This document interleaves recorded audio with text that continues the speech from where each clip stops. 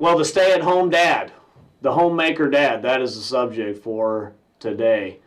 Dr. Warren Farrell, who wrote the book The Boy Crisis, he went on Patrick Bet-David's show on Valuetainment, which is a good show. I like watching that show. But Dr. Warren Farrell, he's a really interesting guy to listen to about men's issues and things like that. But he had talked about how there's a phenomenon happening more and more and more with the stay-at-home dad, the homemaker dad. And he said one big contributor to this is that women are graduating from college 2-to-1 to men. So they presumably then are getting higher paying jobs, and so it makes more sense for the man to stay at home and the woman to keep her career and keep going in that career. And so he says for that to work, this must be in place. There's a couple things that must be in place in order for that to work. And boy, when the things he's saying that must be in place, I am saying, as the post-millennial man, I would not want to bank on those things staying in place in my marriage if I was Mr. Stay-at-home dad. Let's take a listen, though. Let's take a listen. Let me play this. The marriage that type of marriage, that is a woman who's the primary breadwinner and a man who's home taking care of the children, if she truly respects him, that marriage has a high percentage chance of working out very well. So three things happen. So, number one, she's got to have respect for him for that marriage to work out well. R-E-S-P-T-C-T, find out what it means to be. R-E-S-P-E-C-T, right? You got to have that. Got to have that in place. Let's listen on here. Listen on. To be in place. She has to really want to be a career person and want to have a lot of her approval and respect.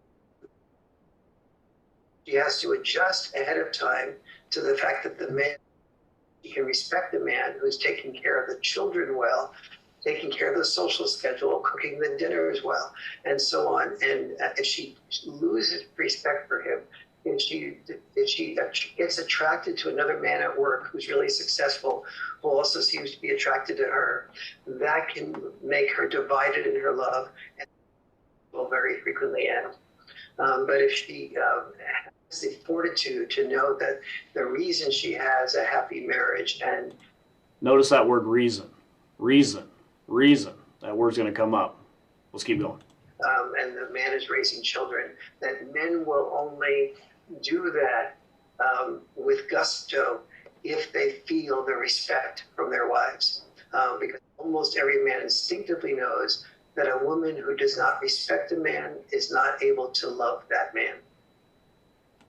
So he's saying that for this marriage to work, the woman has to use her reason to know and understand that she must maintain respect for her husband at all costs. Now, would you want to bank on that in our modern day where our culture nonstop is saying in every corner you look at that the husband is nothing but a bumbling idiot? Every show, every commercial, everything you look at, the husband is almost always portrayed as a bumbling idiot. Would you want to bank on your college-educated wife to maintain respect for you at all costs when you're staying at home and she's going out working 10, 12, 14-hour days in her career? Would you want to bank on that? Boy, I don't think I'd want to bank on that.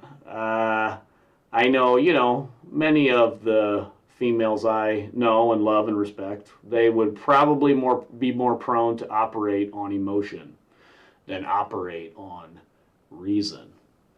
In fact, most people operate on emotion, whether they're male or female.